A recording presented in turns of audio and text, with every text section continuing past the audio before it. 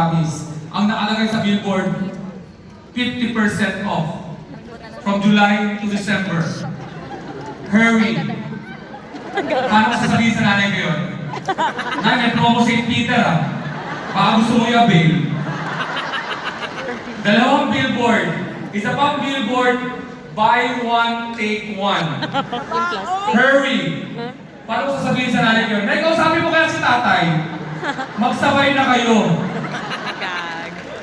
Hindi ko alam ba't ako inimbita ni Michael, pero bago ako po ay mahirap lang nung bata ako at talaga nang sumikap ako para sa mga anak ko mabigay yung gusto nila. Kaya ngayon may dalawa akong anak, millennial, 22 years old, isang 11 years old, parehong lalaki. Hindi ako napag-aaral sa magandang eskwela, pinapasok ko sila sa magandang eskwela. Yung anak ko, 22 years old, college, graduate na, Lasal, 80,000 ang tuition, Trisem, 240,000. Nung graduate, anong sabi sa akin? Daddy, I need to rest. Napagod ka. Saan ka napagod? Daddy, kailangan ko bakasyon. Saan ko babakasyon? Japan. Wow! Ang Pinoy gusto sa Japan. Bakit? Tahimik, walang krimen. Ang Pinoy, pag nagpupunta sa Japan, dumidiretso sa hotel. Saan nagpupunta? Sa toilet. Bakit? Kinukuha yung shampoo, conditioner. Nakakita ko sa toilet sa Japan na nagpunta ako, yung Shiseido, ang laki ng Shiseido, ang mahal nun eh. Yung facial wash, hindi ko mauwi, mahuhuli ako eh. Anong ginawa ko? Lumabas ako, bumili ako ng Ziploc. Hating gabi na, ang high-tech ng toilet sa Japan. Pag binuksan mo yung pinto ng toilet sa Japan, automatic umaangat yung upuan ng inodoro. Dito pag nangyari yun, umangat yung upuan, multo yun. Meron sa Okada na angat yun. High-tech yung toilet, grabe, ang daming pinipindot, pero pinakagusto ko sa toilet sa Japan, pag pinindot mo yung bidet. Sus Mariosep, high-tech, paglabas ng tubig, alam niya kung saan tatama. Eksakto sa butas. Pag kahit i-adjust mo, sumusunod yung tubig eh. Nasa labas na ako, sinusundan pa ako ng tubig eh. Dito, pag gumamit ka ng bidet, mag-ingat ka. Testingin mo muna. Ang lakas ng presyo. Bumabasak ng pader. Pwede mo pang disperse sa mga nag-arali. Nahold up kayo, takbo sa toilet kung yung bidet. Ano? Nagpapadali ako ng isang araw, ginamit ko yung bidet eh. Hindi ko na tinesting. Pag tira ko pa, lumabas dito sa tubig. 11 years old kong anak. 11 years old kong anak. 120,000 ang tuition. Colegio de San Agustin. Binayaran ko ng cash, kinausap ko. Sabi ko, anak, mag-aaral ko mabuti ha. Sabi sa akin, Daddy, hindi ako matalino. Okay lang yun. Ang mahalaga, pumapasa ka lang. Pero ito kung gagawin sa klase, ang tumae. Kasi ang pinakamatalino, hindi ko na matandaan yung pangalan. Pero yung tumae,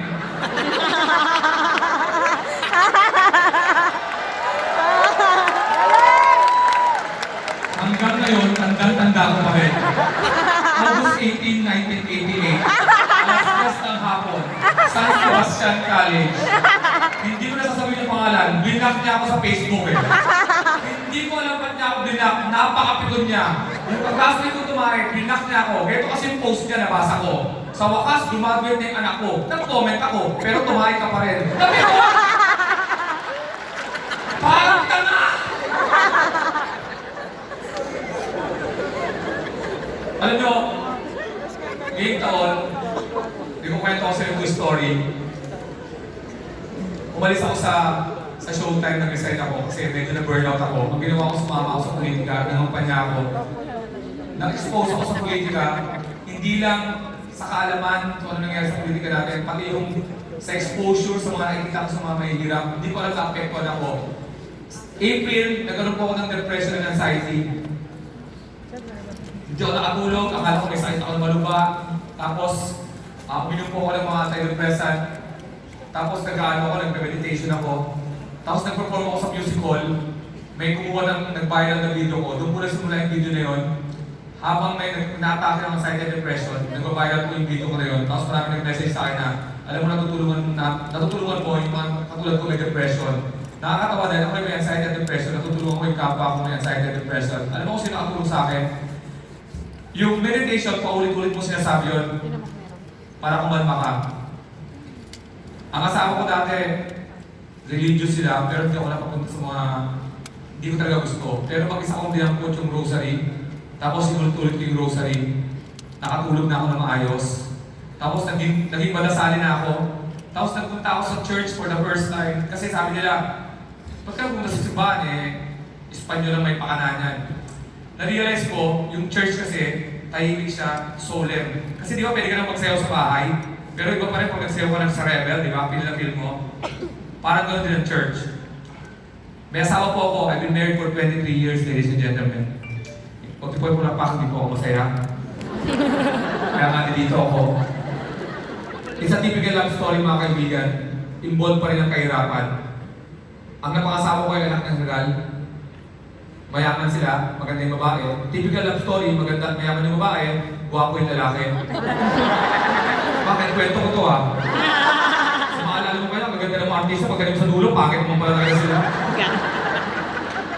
Ayaw sa akin ng tatay na Heral dahil mahirap na kami. Sabi sa akin ng tatay na Heral, ayaw ko na makikita dito. So naging limang relasyon namin ng napangasawa ko hanggang nabuntis ko siya. Sabi ko, kahit nabuntis kita, mahal kita, handa kita palagutan, sasamahan kita sa tatay mong Heral. Pumunta kami sa bahay ng tatay ng General. Sabi ko, General, nabuntis ko po yung anak mo. Sabi ng General, paano nabuntis yung anak ko?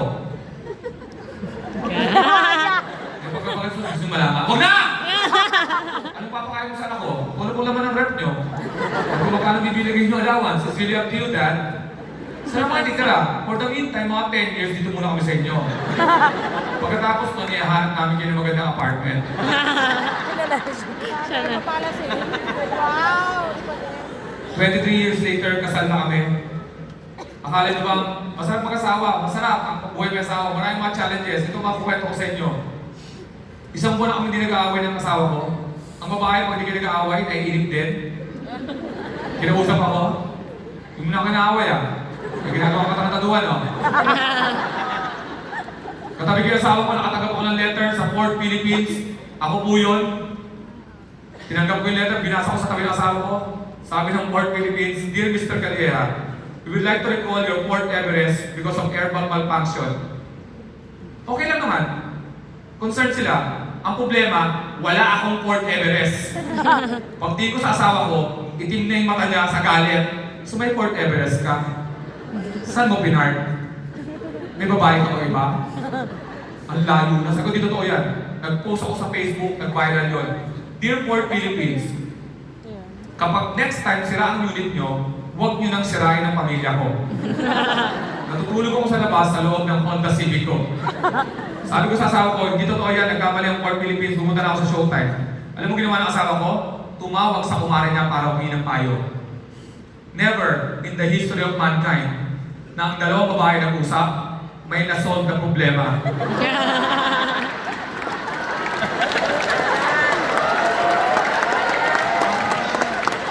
Hindi ko ma-imagine ang asawa ko tumawag sa kumare niya na, Mare, si Alice na may Port Everest. At yung kumare niya, Mare, magtiwala ka sa asawa mo. Mahal na mahal ka niya.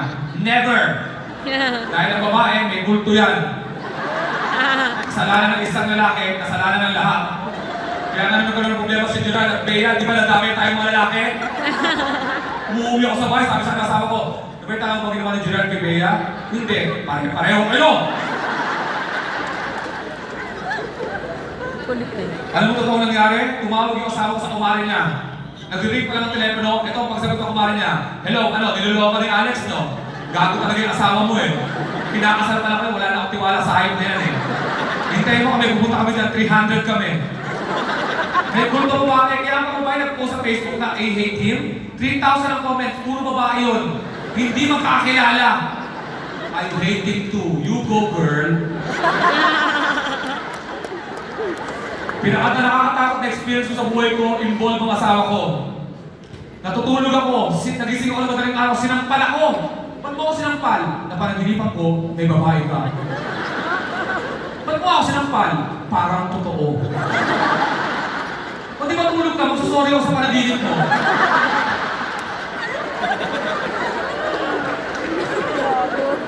Dalawang klase ang galit ng babae.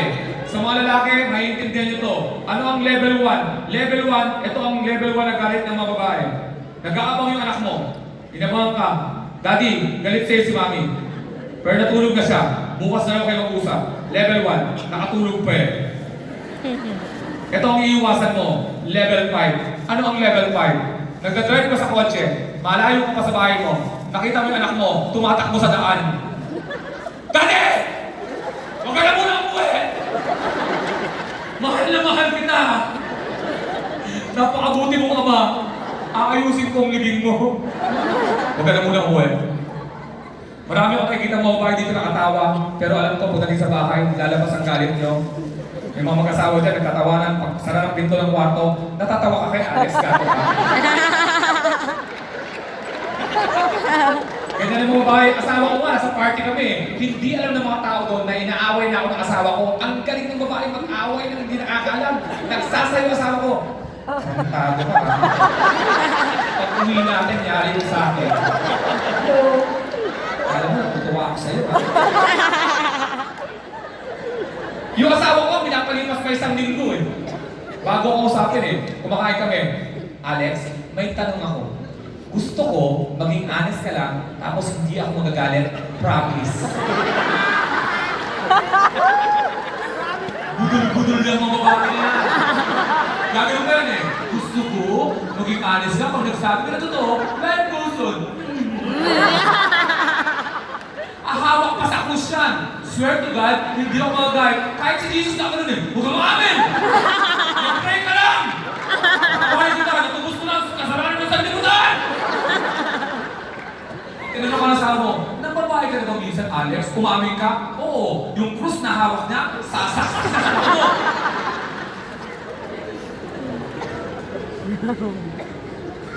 All you have to do is look around. Nagkukwento na ako sa inyo.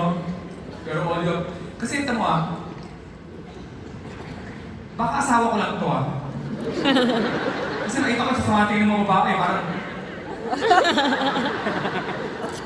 Papunta kami Malaysia. Nakasay kami sa aeroplano. Lumilipad yung aeroplano. Natural, aeroplano yun no? Inunahan mo na kayo. Habang lumilipad yung aeroplano, tumayo ako. Tinanggal ko yung seatbelt ko. Sabi sa anak asawa ko, saan ka punta? Ano mga option ko sa aeroplano? Di ba toilet lang? Ano, lalabas ako sa Luis, mag-yosi ako. Sa Malaysia, monti ko madali. May naamoy ako mabaho sa 7-Eleven, papasok ko ganyan. Yung ano yung mababaho ng untok na gano'n? Pag ako, sabi sa asawa ko, tago ko, papatay tayo dito. Hindi na ka lang sa bibig. Pumapasok ko sa 7-Eleven, parang kami mga astronaut.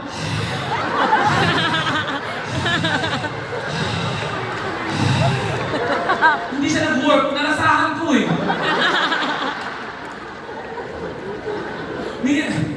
Nasa Malaysia kami, nagdadabog. Kumakain ako nagdadabog, tinanong ko, may problema? Sagot sa akin, hindi mo alam. O kaya kung tinatanong, hindi ko alam eh. So hindi mo alam. Parang gano'n na nga. Ba't di mo alam? Siguro busy ako, parang gano'n. Ang problema sa'yo, wala kang alam. Hanggang ngayon, di ko kayo alam eh. Kayo, baka alam nyo. Niyaya ko sa restaurant eh.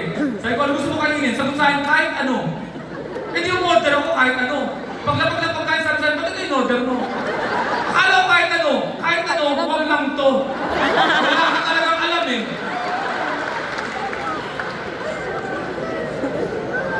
May isa pang pangyayari sa amin. Galing kami sa Baguio, nagmamadali na ako, gusto ko mabuli yung showtime, nagdadrive ako. Habang nagdadrive ako, pagdaan namin sa isang lugar, may strawberry taho. Sabi ng asawa ko, uy, strawberry taho, nag-drive ako. Nakarating ko sa Session Road, nakakita ng strawberry taho, sabi niya, uy, strawberry taho, nag-drive pa rin ako. Nakarating kami sa Ulo ng Leon, sa Quezon Road, pauwi na kami. Nakakita ng strawberry taho, uy, strawberry taho, nag-drive pa rin ako. Nasa Lacuna na kami, hindi ko alam, may strawberry taho pa rin, kawawa na pinatitin na yun. Sabi ng asawa ko, uy, strawberry taho, nag-drive pa rin ako. Hanggang nakarating kami sa bahay, sa Taguig, nagdadabog.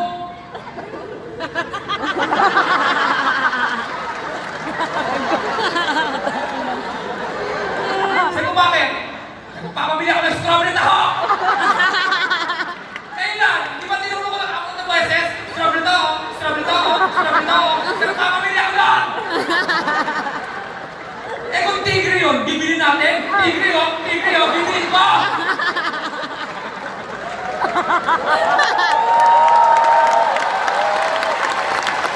May sa demonyo kasi ang mga taho na yan eh. May sa demonyo ang taho. Pagka naman disinito ka sa buhay mo, ng araw na yun, ang taho, ako, papaguhin niya ang buhay mo. Pagkatasan niya baga papasok ka ng banyo, taho. Taho ba ako? Taho, taho. Igising ko mo, gusto mo taho? Gusto mo taho? Taho, taho. Pero, taho, taho. Tara, taho tayo. Taho, ang layo na. Ang galing. Accurate. Sobrang babae. Kala nyo, panalo na tayo sa babae. Guys, hindi tayo mananalo sa babae, promise. Hindi tayo mananalo sa babae. Historical ang mga babae, hindi hysterical. Historical! Yung akala mo panalo ka na, babalik na rin na rin yan. Nabangga ng asawa ko yung kotse, kinausap ko. Nabangga mo yung kotse, ang mahal-mahal nun. Alex, nabangga ko lang yung kotse. Ikaw, natatandaan mo ba yung ginawa mo sa akin?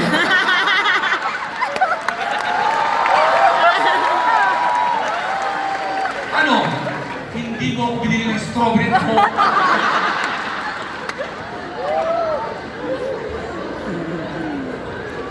Sobra. Alam nyo, yung nakakatawa dahil komedyante ako pero may depression na anxiety ako at lumapit ako sa Panginoon. Pero ngayon ko, isasabi sa inyo kung paano maligtasan itong mga ito. All you have to do is look around. Nakakatawang paligid, promise. Nakakatawang Pinoy.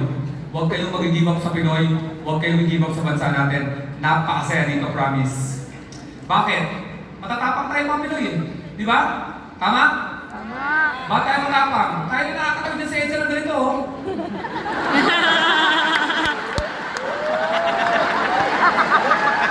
Ikaw tapang mo, naniniwala ka na kamay na to, ipipigil ng bus.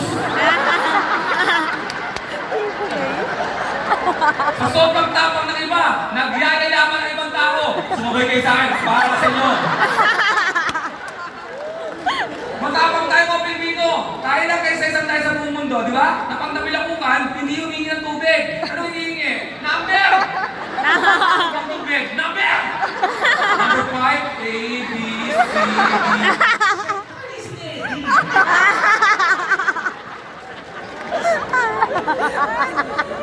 Yung di ka Pinoy, matapang tayo. Mamaya, uy, nag-MRT kayo pupunta dito, huwag tayo mag-MRT. Lasing ang mga MRT drivers. Sumakay ako, ganito sila magsalita, oh.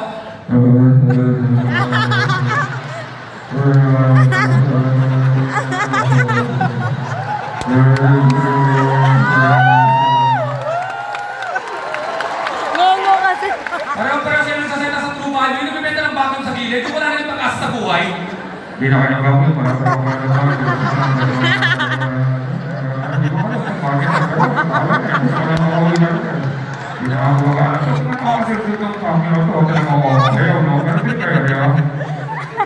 Pero ang dami kasing gentleman ng Pinoy eh. Ayaw namin nakakita ng nakatayong babae, nakatayong bunso babae, nakatayong mata ng babae. Anong ginagawa namin? Uli pikit kami. Tutulog-tulugan. All you have to do is look around, watch TV. Ako yung taga-ABS-CBN, yes. Baka hanggang March na lang kami. Pero sabi ko nga, manood kayo ng TV, nakakatawang TV. Simulan natin sa news. Hindi napipirma ni ano. Dapat sa news, Duterte di ba? channel to. Manood kayo ng news. Like, yung weatherman, pag may baha, di ba kayo lagi mag-report? Baha na naman sa Malabon hanggang tuhod. Tuhod, Nino. Kung tuhod na gulo, di okay lang. May reporter, nasusunog yung bahay. Kasalukuyan mo na susunog ang bahay, kausapin mo natin ang pamilya na susunugan. Kumusta po? Masaya. Matagal na namin gusto masunog yung bahay na yan eh. It's a dream come true. May nabangga, motor, duguan yung mukha, lalapit na ng reporter. Ano pong pakiramdam nyo ngayon? Oh my God, sana mauli! Kapag moving forward talaga, I recommend na tulungan nyo. Sabi, God. manood kayo ng teleserye namin, ang ganda ng teleserye sa ABS-CBN. Sino nanood ng teleserye dito? Manood kayo! Marami kayo matututunan sa teleserye namin. Ang una nyo matututunan, kung kabalik sa yung driver mo, siya ang tunay mong ama.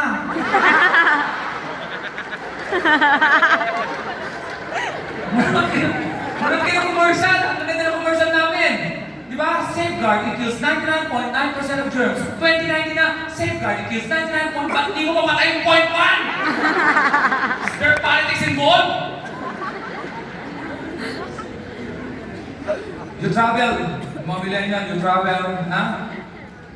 Alam niyo, ito mukhang mayaman ito mga. Taga saan ka? Si Alabang.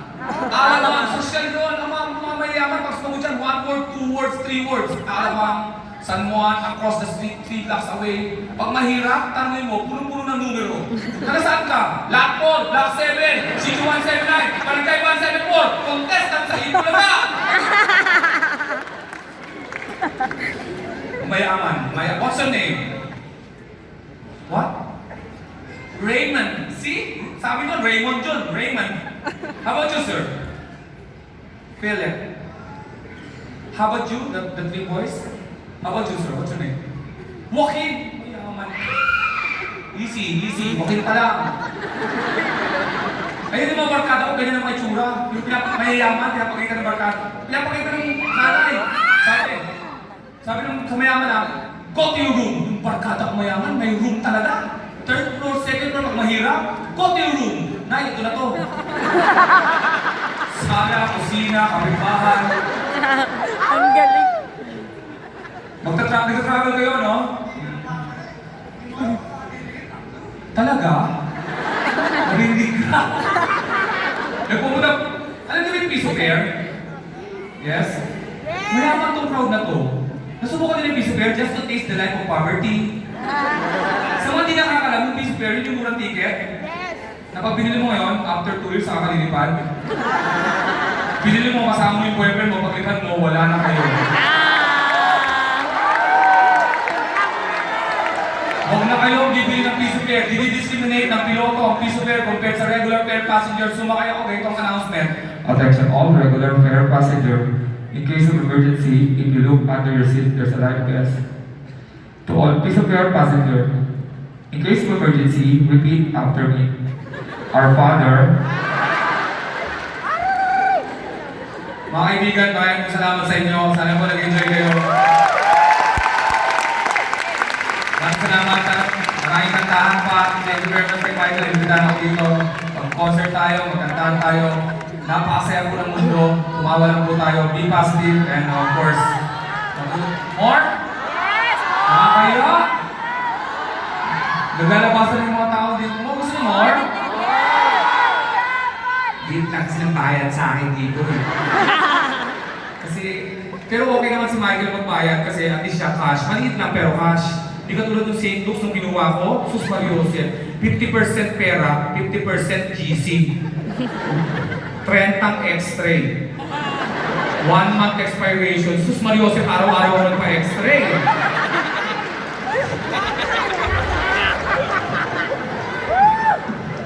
Okay, more. Manood kayo ng commercial. Alam ko, huwag ako titigil. Alam ko marami uminom ng beer ng mga kabataan. I blame it to our commercial kasi lahat ng commercial ng beer walang lasing. Diba? Sun, light, diba? Sasaya. May babae, lasing, nag-swimming sa commercial, pag-ahon, sexy pa din ang lakad. Hindi totoo yun. Ang babae lasing, nag-swimming, hindi na-ahon yun. Kaya ako pag umawak ng commercial ng beer, mag-list lang, parang ganito lang. Yung totoo, Red Horse, ito ang tama! Pare, mahal na mahal ko siya!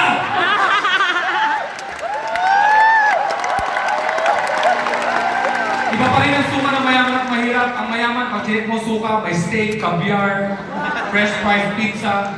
Ang mahirap, pag chinik mo, green lang. Tapos may ding-dong. Wala nang ding-dong yan, di ba tulog-tulog, wala na yung green peas.